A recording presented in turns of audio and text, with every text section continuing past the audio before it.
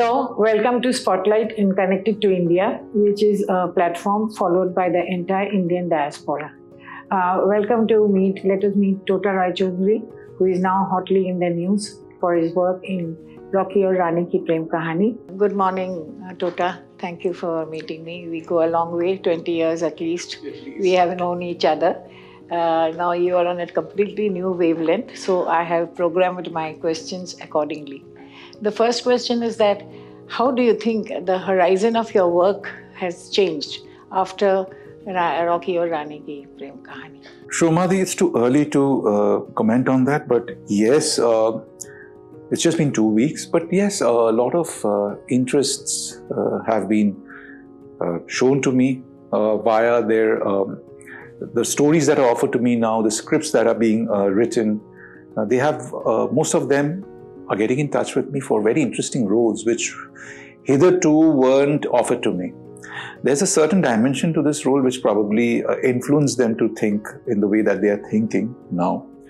And I am extremely grateful to Mr. Karan Johar, Karan Sir, as I call him, for even thinking about me in this light. Because nobody, nobody thought about me as this kind, that I would be able to play this kind of a character. You have been known as the best fitness expert in the Bengali film industry. Then how did you fit into your role as a Kathak dancer in Rocky or Rani Kii Prem Kahani? It has been a wonderful experience. How did you do it?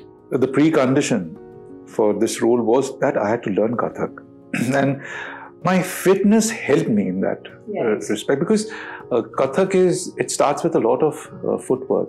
You need to have very strong feet and leg muscles, which thanks to my fitness regime, I already had, which helped me to grasp the teachings faster. And also I needed to get the body language right, the mudras, the nuances, mainly the body language, the posture, which is very different to what I usually have. And I had to unlearn what I have been doing for so long and relearn certain things for Kathak. But I wanted to do it in a very, very professional manner. I had some of the best teachers teaching me. I didn't have much time though. I had around 6 months, but I made use of the time. I picked up the steps. Now, Kathak is a very huge subject. You need to practice it for at least 3 to 5 years to even get the basics right. I didn't have that much time. So I concentrated on the choreography, on the movements that I would use the most, and sort of did an abbreviated course. And my teachers were teaching me that their lessons were geared towards me performing to the best of my ability in the choreographed numbers. There were 2. That's very nice to hear, because I have learned Kathak for 14 years. When I was a child, I was training to become a dancer, but unfortunately I became I became a journalist. So I could understand and find the nuances that you were putting in. Some years back, you moved out of Bengali cinema and moved to the south with quite success. Then how did Karan Johar happen to you all of a sudden? We would like to know that. I got a call from the renowned casting director, Ms. Shanu Sharma, and she wanted me to test for the role.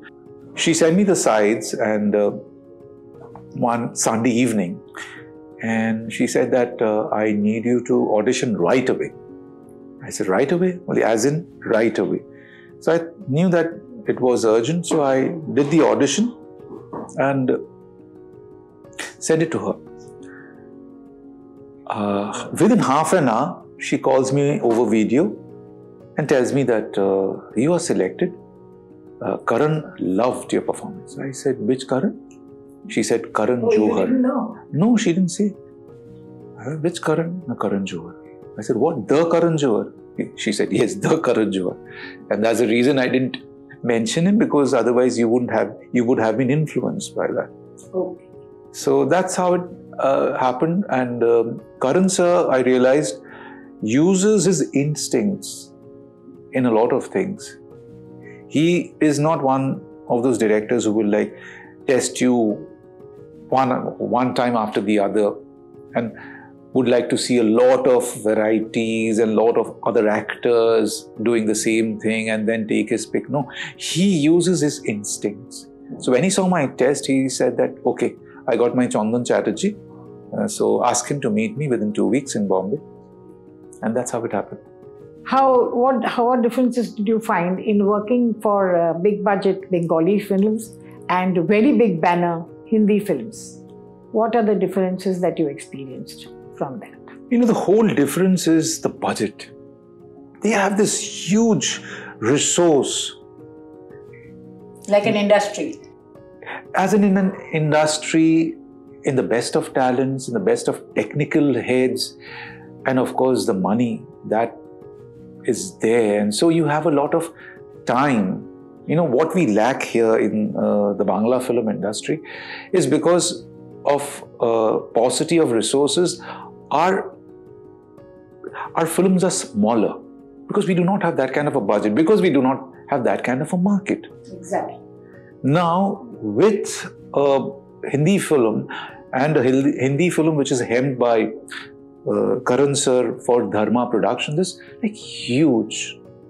So there, of course, the comfort level is a lot more. You have access to a lot of facilities. You have a lot of time to get into the character. A lot of attention is paid to how you look, how you feel, how you perform, which, because of, again, a paucity of funds, we can't really accomplish that in the Bangla film industry. So it's been a learning experience there. I have learned a lot of things. I got to work with some fantastic, technically sound people, and I picked up things from them. How did you create a comfort zone for yourself while working in the film? Or did a comfort zone already exist? We would like to know, I think, the difference between the two. Oh, it was there. Karan sir makes it a point to make every artist, every technician feel comfortable. That's him. That's in his DNA. When you work with Dharma, they will make sure that you are comfortable there. So it was already there. It was there from the very beginning. So, and he's such a, he is, you know, his interactions are very personal. She will come up to you, he will come up to you and speak with you and interact with you personally. It's a different experience. Like, I can't really explain it in words, but he is such a wonderful, such a nice human being. You know, it all starts from being a good human being. The genesis of a good director, I would like to believe, is from being a nice human being. And he's such a lovely human being. Since you are working for the first time in a big Bollywood film, what changes did you have to accommodate yourself with in terms of language, work culture, discipline, your co-actors, etc.? We would like to know about it. You know, the best thing about the team was that they were very welcoming of us. They made it a point, they went out of their way to make us feel at home, because they also realized that we are rank outsiders, and they know each other through their industry, through their interactions. But we were the rank outsiders. But the way they welcomed us into their folds, the whole unit, not just the wonderful artists that you've named, but all of them, on the very first instance, that we felt that we had known the unit, the people there for a long time. Jayaji, of course, I knew her earlier from my earlier association with the film called Sunglass by Ritu Parno Ghosh. Sadly, that didn't release, but I had the opportunity to work with her earlier. No, I've watched it on the festival. Yeah, the festival circuit, once or twice it was, it was there. But yeah, so Jayaji was there, Jayaji knew us. Shabana ji, Dharam Sahab, Alia, Ranveer, and the whole unit there, they welcomed us like we were one of their own. And that broke the ice, and that created that camaraderie that you see on screen. How would you rank your favorite 5 top directors with whom you have worked in all these years, in terms of your not only comfort level but also of your learning experience? You would like to know. Shomati, that's a very unfair question. You are now being very political. No, I can't, because honestly, I can't put somebody above the other. I have learned from all my directors. All right, no, don't put somebody above the other. Just name the 5 more. I mean, it's not about only the direction. I'm also talking about the work environment and your friendliness with them and how it helped you. Because all this counts when you're acting in a particular film and you're having a shooting schedule of say 15 days or 20 days or 30 days, depending on the role that you are doing. The first break you got was from Tota Roy, right? Yeah, so if you ask me, who are the very important directors in this journey? Yes, correct. So long. That would be very nice. Yeah, so in order of appearance. So it would definitely start with Tota Roy. Prabhata was the first one to give me a break, and because of him... I've seen that film once. Yeah, so... and I learned the ABCDs of acting from him. Then it was Anjan Chowdhury who gave me my biggest hits in the commercial Bangla cinema, Pooja. Yeah. Then, of course, without doubt, Rituparna Ghosh, who gave another dimension to my actor self. And 2 different roles in 2 different films. Then it would be Sujoy Ghosh, because he took me in a film called Ahalya, which became viral. Even before the word viral became viral, that film became viral. Yeah, I've seen that so many times. Ahalya. Then it was a small role, but it was very important. That story was very impactful, and that opened a lot of doors for me where Mumbai is concerned. Then, of course, again he cast me in Kahaani 2 against Vidya. So after that, it was Srijit Mukherjee who gave me my dream role, which was Feluda. And then came the biggest of them all, Mr. Karan Johar, who really, with that one role, it has elevated me to a position which I never thought that I would achieve in this lifetime. So actually I've named 6. So yeah, you named 6, doesn't matter. Yeah, but all these 6 gentlemen are very important in my life, in my journey as an actor. Since you are now very busy with your OTT schedule and your Bengali cinema schedule and Bollywood, how do you manage your time management and your plan between your family and your work? How would you do that? How do you approach it? And how do you keep the 2 things separate, or what do you do when they merge or overlap? No, I compartmentalize my work very judiciously. I make it a point that I have time for my family, I have time for myself, but also that I'm working on a regular basis, because let's face it, we do not have a tranquil line of work. It's ups and downs always. So when the ups are there, we'll have to make the best use of it. But having said that, it's imperative that I have time for my family, because that is my power. If I'm not happy, if my family is not happy, then I'm not happy. If I'm not happy, then my work suffers. Your struggle to establish yourself professionally in the Bengali film industry has been a very long journey. How do you look back on it? It took you a long time to arrive where you have now. So how do you look on it? I wouldn't really say a difficult struggle. I would say I had an interesting journey. Today, looking back, yes, the struggles have been a lot more than what my colleagues had.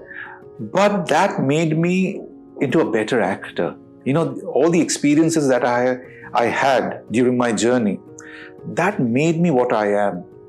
That has given me the texture, that has given me the confidence, and that has perhaps shaped my philosophy. Probably, see, we try to be the character, but these are the things which are often reflected in our performances. So yes, my journey made me what I am. So I'm quite thankful. It's not been easy, it's not been smooth, but smooth seas do not make a good marina. Are you a trained actor, a natural actor, or director's actor? We would like to know, since you've been here for a very long time now. No, I am a director's actor. Yeah, you said that before. Yeah, I always rely on the director, because filmmaking is it's a director's medium. If I want to go into an actor's medium, that would be the stage. But filmmaking is a director's medium. So it is better I submit to the director's vision unflinchingly and wholeheartedly. If I do that, I know my work will be elevated. If not, then I think I'm in the wrong profession.